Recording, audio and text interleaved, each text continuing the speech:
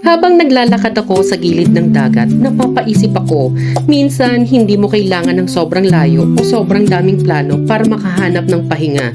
Sa simpleng tunog ng alon, init ng araw, at hangin na dumadampi sa balat, parang unti-unting nawawala ang pagod. Ngayong araw, samahan niyo ko mula sa isang resort hanggang sa isa pa.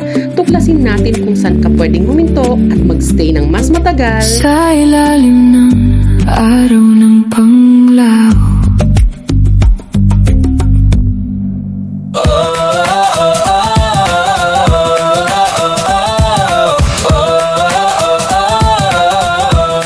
lakbay, lasap, hey! Tara na, lakbay, lasap, hey! Tikman ng saya, bawat lakad, bawat galaw. Woo! Lakbay, lasap, kahit saan, sama-sama. Hindi kwento, tanawin, lakbay, lasap, tuloy ang biyahe natin. Lakbay, lasap, tara na, lakbay, lasap, tara na, lakbay, lasap, lakbay, lasap, lakbay, lasap, lakbay, lasap, tara na, lakbay, lasap, lakbay, lasap, tikman ng saya, bawat lakad, bawat galaw.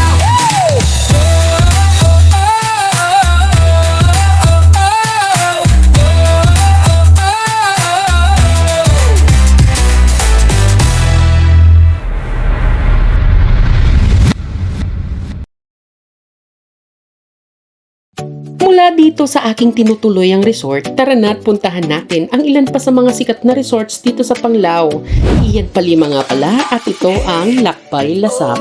Init ng araw, simula na, hey, oh, Panglao, tara na. Hindi muna adrenaline ang habol natin ngayon, kundi pahinga. Unang stop ko, ang Oceanica Resort. Sa tabing dagat, ang unang hakbang, buhangin sa paa, hangin sa balat. Asul ang langit, malinaw ang tubig, parang walang kailangang isipin. Resort to resort, hanap ang ganda, sa bawat kanto may bagong tanawin. Sa Panglao, bawat sandali may kwentong gustong simulan. Hindi kailangan magmadali, dito muna sa ilalim ng araw. Lakbay, lasap sa Panglao, sa alon at sa araw. Beach hopping, buong araw, walang bigat sa galaw. Lakbay, lasap sa Panglao, hanap ang pinakamagandang spot sa bawat tanaw ng dagat. Sulit ang bawat laban. Pagdating ko pa lang kanina, ramdam mo na agad ang tahimik at relaxing na vibe ng lugar. Malayo sa ingay na parang mas mabagal ang takbo ng oras. Habang naglalakad-lakad nga ako sa paligid, mapapansin mo yung simpleng ganda ng resort.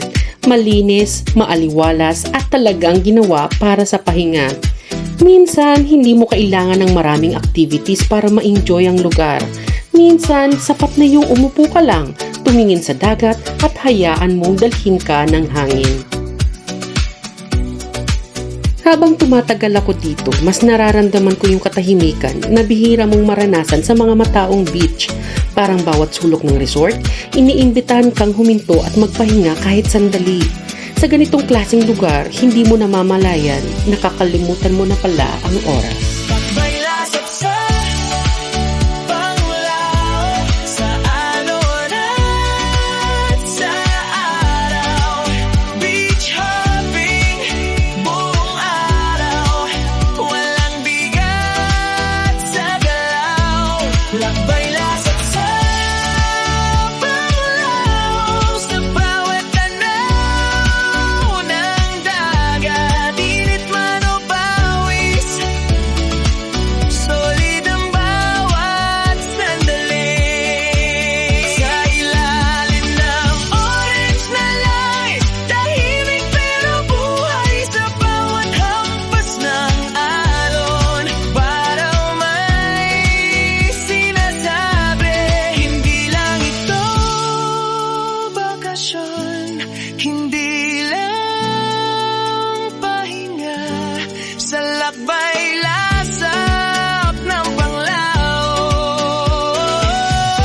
mas buo ang saya. Lakbay lasap sa panglaw, sa alona, sa alak. Simula hanggang sunset, walang sayang na oras. Lakbay lasap sa Panglao, isa sa pinakamagandang isla sa Bohol, hindi lang kilala sa mga beaches nito kundi pati sa mga relaxing activities na kayang ibigay nito sa bawat bumibisita. Hindi nagtagal, lumipat naman ako dito sa mas kilalang spot sa Panglao, ang Alona Beach. Ibang energy naman ang sumalubong sa akin dito. Mas buhay, mas maraming tao, at mas ramdam mo yung beach vibe. Dito, halo-halong may naglalakad, may kumakain, may nagre-relax, at may naghahanap din ng susunod na adventure.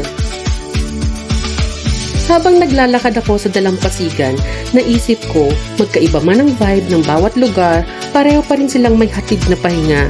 Depende na lang siguro kung ano yung klaseng pahinga ang hinahanap mo. Hindi lang ito bakasyon, hindi lang pahinga. Sa lakbay lasap ng Panglao, mas buo ang saya. Lakbay lasap sa Panglao, sa alona, sa alak. Simula hanggang sunset, walang sayang na oras. Lakbay lasap sa Panglao, sa bawat lanaw ng dagat. Isang araw man o marami, babalikan pa rin. Hey, sa Panglao, lakbay lasap.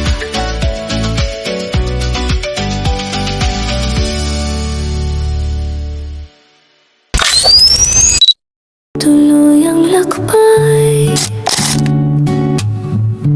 nasabi ng alaala, hanggang sa muli.